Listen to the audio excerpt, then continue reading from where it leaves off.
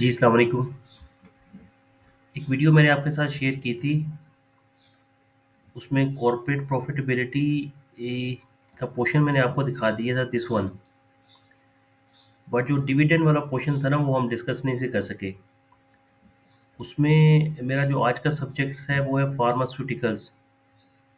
Pharmaceuticals के जो dividends हैं, वो 2.2 बिलियन रुपीज़ से इंक्रीज़ होके 7.4 बिलियन रुपीज़ डिविडेंड अनाउंस किए हैं फार्मास्यूटिकल्स ने, जो कि 223% का इज़ाफ़ा है। जितने भी सेक्टर्स देखेंगे आप कराची स्टॉक एक्सचेंज 100 इंडेक्स के, उसमें सबसे ज़्यादा परसेंटेज वाइज इजाफा फार्मास्यूटिकल्स कंपनीज का है। तो जो फार्मास्यूटिकल्स कंपनीज हैं वहाँ पे इसने बैंक्स का बताया है, ENP, fertilizer, power, food and personal cares, automobiles और सीमेंट का बताया है। फार्मास्यूटिकल्स का नहीं बताया। तो हम इसको डिटेल से डिस्कस करते हैं। ये जो 7 बिलियन रुपीज़ के जो वो सारे के सारे अनाउंस हुए हैं फोर्थ क्वार्टर में। बस इंटरिम डिविडेंड ये जो फोर्थ क्वार्टर 2024 है, इसी में सारे के सारे अनाउंसमेंट्स आई है 7.4 बिलियन रुपीज़ की फार्मास्यूटिकल्स की। तो लेट्स डिस्कस ये जो Pakistan listed pharma sector analysis 2024 deregulation. Deregulation का मतलब है जो प्राइसेस थी फार्मा की, वो रेगुलेटेड थी। रेगुलेटेड का क्या मतलब है कि रेगुलेटर जो है ड्रैप, जो ड्रग अथॉरिटी है पाकिस्तान की, ड्रैप एक रेगुलेटर था फार्मास्यूटिकल्स का, वो इसको प्राइसेस इंक्रीज नहीं था करने देता। अब ये जो सेक्टर था काफ़ी देर से एक स्क्रू हुआ हुआ था, शिकंजे में आया हुआ था ड्रैप के। तो ड्रैप से जब ये काफ़ी मल्टीनेशनल जो थी वो पाकिस्तान से एग्जिट कर गई ड्यू टू दिस, जो रेगुलेटेड पॉलिसी थी उसकी वजह से। और ये एक बड़ा देर पा मसला था फार्मास्यूटिकल सेक्टर का कि डीरेगुलेशन जो है वो होनी चाहिए प्राइसेस की, ताकि जो कॉस्ट आती है प्रोडक्ट के ऊपर, वो अगर मीट नहीं होगी तो प्रोडक्ट फिर वो प्रोड्यूस नहीं होती। और ये लाइफ सेविंग ड्रग्स हैं, अगर आपको पता है जब इस तरह की आपको अर्जेंसी आती है तो फिर पैसे तो कोई नहीं देखता, तो प्राइस तो अगर प्रोडक्ट होगी और पाकिस्तान मेड प्रोडक्ट्स होगी तो वो बेहतर है, अदरवाइज इम्पोर्टेड मटेरियल तो सारा का सारा इम्पोर्टेड ही है। और जो ड्रग्स भी इम्पोर्टेड है वो काफ़ी एक्सपेंसिव है। तो ये जो डीरेगुलेशन है, पहले प्राइसेस रेगुलेटेड थी ट्रैप से, अब वो डीरेगुलेटेड हो गई। डीरेगुलेटेड का मतलब है कि रेगुलेशन का मतलब था कि रेगुलेटर जो था वो इनकी prices product wise, hardship hardship cases जो होते हैं ना फार्मास्यूटिकल्स, हर प्रोडक्ट का हार्डशिप केसेस बनाते थे। उसकी उसमें रॉ मटेरियल, पैकिंग मटेरियल और बाकी जो अदर ओवरहेड्स हैं, वो सारी की सारी डिटेल्स एक प्रॉपर शीट्स बनती थी 3-4। वो शीट्स बन के ड्रैप में फाइल होती थी, फाइल होके उसके बाद वो एक प्रोसेस था, बड़ा लंबा प्रोसेस था ड्रैप का। और यहाँ वहाँ पे भी प्राइसेस मिलती नहीं थी जो मैन्युफैक्चरर हैं। मैन्युफैक्चरर वो भी जैसे डिस्करेज होते थे, फिर वो प्रोडक्ट प्रोड्यूस नहीं थे करते। तो काफ़ी मुश्किलात रही हैं। तो लेट्स डिस्कस कि ये जो फार्मास्यूटिकल सेक्टर है, इसमें अभी जो डिविडेंड्स भी ज़्यादा अनाउंस हुए हैं और जो प्रॉफिट्स भी हैं, वो भी 2023 के जो प्रॉफिट थे 73 बिलियंस के, उनमें 55% का इजाफा है। 1,01,13 बिलियन रुपीस क्रॉस प्रॉफिट आए हैं दिस टाइम। ये जो लिस्टेड कंपनीज हैं, मतलब ये सेल्स बढ़ी हैं 15%, ग्रोथ ग्रॉस प्रॉफिट 55%, और जो नेट प्रॉफिट है 206% का। स्टॉक मार्केट जो है वो ऑलवेज, आपको पता है, बेहतर रिवॉर्ड करती है जहाँ पे ग्रोथ नज़र आती है उसको। तो इससे बेहतर रिजल्ट्स आप शायद ही किसी और सेक्टर में देखें। इतना ज़्यादा जो नेट प्रॉफिट आ रहा है 206% का, 8 बिलियन के जो प्रॉफिट्स थे वो 24 बिलियन पीस के हो गए। और अब हम देखते हैं कि एक तो ओवरऑल देखते हैं इंडस्ट्री का, ये सारा बता रहे हैं। Pakistan listed pharmaceutical sectors earnings were up 3 times, 206, बस 8 से 8 थी ये 24। 8 को आप जब मल्टीप्लाई करते हैं 3, तो 300, 300%, 3 times 24 billion in a calendar year 2024. This jump in profitability is primarily attributed to higher net sales and improved gross margins. और gross margins increase क्यों हो रहे हैं? I just told you that is because of deregulation. जो companies हैं वो अपनी products की प्राइसेस खुद कर रही हैं सेट, इस वजह से net sales increase 15%, 318 billion piece की सेल्स हैं ये। वैसे अगर मैं बताऊं कि टोटल जो इंडस्ट्री की वैल्यू है, ये तो लिस्टेड कंपनीज का 318 बिलियन है, तकरीबन 500 बिलियन पीस की इंडस्ट्री की वैल्यू है इन अ ईयर, 500 बिलियन रुपीस। तो काफ़ी बड़ी बड़ी कंपनी जो हैं वो अभी लिस्ट नहीं हुई। उसमें एक सबसे बड़ा नाम है सेमी सेमी फार्मास्यूटिकल्स। वो भी जब लिस्ट होगी तो वो एक बड़ा जाइंट कंपनी है। और वो पर और उनको शायद फंडिंग की ज़रूरत नहीं है, तो अभी वो लिस्ट नहीं हुए। अच्छा, नेक्स्ट आगे चलते हैं। To recall, in February 2024 the government approved the deregulation of non essential drug prices. एक एसेंशियल ड्रग प्राइसेस हैं और एक नॉन एसेंशियल ड्रग प्राइसेस हैं। एसेंशियल ड्रग प्राइसेस जो हैं वो एक लाइफ सेविंग ड्रग्स हैं, उसकी जो प्राइसेस हैं वो रेगुलेटर ने अपने पास ही रखी हैं। उसमें वही प्रोसेस आपको हार्डशिप केसेस फाइल करने पड़ेंगे हर प्रोडक्ट के, और फिर वो उसको एग्जामिन करके एक बड़ा लेंथी प्रोसेस है। और एक वो आप कह लें कि हर्डल है फॉर द इंडस्ट्री। रैब के पास जाते हैं और सारा सिलसिला है वो विच अलाउड, ये हम पढ़ रहे हैं नॉन एसेंशियल ड्रग की प्राइसेस जो डीरेगुलेट हुई हैं, which allowed companies to increase prices without any cap, as it was under previous drug policy to increase the prices of all other non-essential drugs up to full increase in CPI। Consumer price index के साथ attach थी और उसके ऊपर भी cap था 10% का। मतलब इन्फ्लेशन जो आ रही है, वो इन्फ्लेशन भी आपको पता है 40% तक गई है लास्ट ईयर। तो वो उसके ऊपर भी कैप था 7% का। While prices of essential drugs are still capped with formula of up to 70% of increase in CPI with cap of 7%। मतलब 7% से ज़्यादा इन्फ्लेशन अगर चल रहा है, 40% तक गया था, अभी भी सालाना जो है 8-9% है। तो जो कैप है अभी भी एसेंशियल ड्रग्स के ऊपर वो 7% है। फरवरी 2024, 6 फरवरी 2024 को क्या हुआ? Ministry of national health services regulations and coordination approved an increase in prices of 140 essential drugs. These developments price increases led to an improvement in gross margins, rising from 26% to 36%। 10% का 26% से gross margin 36% तक हो गए। Additionally, the recent decline in raw material prices of many drugs and PKR appreciation further contributed to the increase in gross margins। Appreciation तो ऐसा सच नहीं आई, वो एक शॉर्ट टर्म जो 350 रुपये तक डॉलर चला गया और फिर अभी सस्टेन कर रहा है 280 रुपये के ऊपर।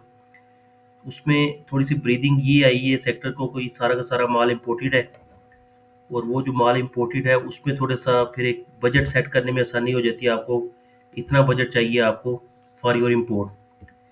अच्छा, selling and administrative expenses incurred 14% और 15% respectively in 2024, which is in line with inflation trend. Financial cost of the sector also increased by 1%. This rise in finance cost despite a decline in the average KIBOR from 21% to 18% तक, ये जो data show कर रहा है। और अभी मजीद जो 12% तक हम आ गए हैं इन पॉलिसी रेट में। आउटलुक क्या बता रहा है जी? ये जो ब्रोकरेज कंपनी है ये कह रही है, we believe that deregulation of non-essential drugs will further enhance the margins of pharmaceutical companies, particularly those with a high proportion of non-essential products, as the full impact is yet to materialize in the coming quarters. Additionally, the recent decline in interest rates, along with the expected reduction in borrowings by a few companies, is likely to further support profitability। 2025 मजीद इससे बेहतर रह सकता है। We prefer high quality stocks with a high non-essential product mix, leverage strong gross margins and attractive valuations। AGP and सरले इसके top picks हैं इस brokerage company के, एजीपी एंड सरले। इसको भी आगे उसने मजीद डिटेल में डिस्कस किया है। अच्छा, ये जो पाकिस्तान लिस्टेड फार्मास्यूटिकल सेक्टर्स की एनुअल से ट्रेंड जो है 2015 से लेके 2024 तक तकरीबन 10 ईयर का जो कैगर है, कंपाउंडेड एवरेज ग्रोथ रेट, वो 16% है। मतलब जितने भी अप्स एंड डाउन्स आए इकोनॉमी में, इररिस्पेक्टिव ऑफ दैट, इसकी जो कैगर है सेल्स ऑन द राइज है, 16% कंपाउंडेड एवरेज ग्रोथ रेट है। और से हर साल 16% पिछले साल से ऑन एवरेज 16% का इंक्रीज है। और जो ग्रोस मार्जिन हैं वो ये 2015 में 37-38% पे थे, और वापस फिर वो 2023 में तकरीबन 26% पे आ गए। और 10 ईयर की जो एवरेज है वो 34% है, और अभी 36% को हिट किए हैं, जो कि 2025 में शायद 40% को भी इससे मजीद बेहतर हो जाएंगे। अच्छा, एनुअल फाइनेंशियल कॉस्ट जो है वो सेक्टर की 2014 में 0.7 बिलियन थी, बस 1 अरब रुपए से भी कम की फाइनेंशियल कॉस्ट थी 2014 में। और अभी 2024 में तकरीबन ये 8 अरब रुपए तक इसकी फाइनेंशियल कॉस्ट इस सेक्टर की चली गई है। Annual net profit margin trend, जो नेट प्रॉफिट मार्जिन था वो 13% के करीब था, जो कि कम हो गया अभी 2024 में 8% आ गया है। और 2023 में ये बॉटम आउट हुआ है 3% से। ठीक है ना जी? ये इंडिविजुअल्स कंपनी है जिसका डाटा दिया गया है, उसमें सिंबल है कंपनी का, मार्केट कैपिटलाइजेशन, सेल्स है, gross profit, financial cost, profit before tax, then profit after tax का एक एनालिसिस है। इसमें सबसे पहले है जी ग्लेक्सो स्मिथ क्लाइन। ग्लेक्सो की मार्केट कैपिटलाइजेशन है 133 बिलियन, और नेट सेल्स हैं 61 बिलियन। इसी तरह जो ग्रॉस प्रॉफिट है 15 अरब रुपए का ग्रॉस प्रॉफिट है, और फाइनेंशियल कॉस्ट इसकी हैं 312 मिलियन, 31 करोड़ रुपए की।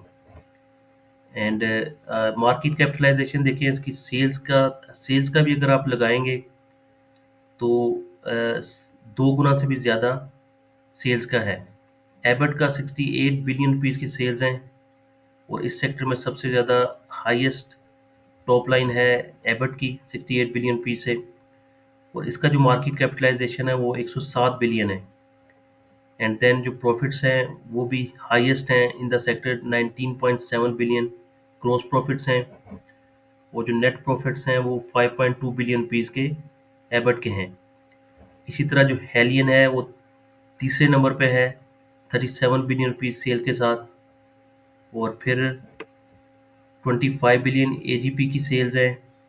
सल्ले की सेल्स 24 बिलियन है, हाइनोर की भी 24 बिलियन, और होशे पाकिस्तान जो है 26 billion, city pharma 13 billion rupees की सेल्स हैं। अच्छा, यहाँ पे आप कंपैरिजन कर सकते हैं कि ये देखिए 13 बिलियन रुपीज़ की सेल्स हैं, और मार्केट कैपिटलाइजेशन है 20 बिलियन सिटी फार्मा का, और यहाँ पे सेल्स हैं 24 बिलियन की सरले की, और मार्केट कैपिटलाइजेशन 51 बिलियन रुपीज़ का है। मकसद सेल्स और मार्केट कैपिटलाइजेशन में जस्ट एक आपको आइडिया दे रहा हूँ। अगर आप देखेंगे 318 बिलियन रुपीज़ की अगर सेल्स हैं तो मार्केट कैपिटलाइजेशन सेक्टर का है 587 बिलियन। सेल्स का भी अगर आप मार्केट कैपिटलाइजेशन लगाएं तो सारी की सारी कंपनी जो हैं वो अपनी सेल्स के मार्केट कैपिटलाइजेशन से भी ऊपर ट्रेड कर रही हैं।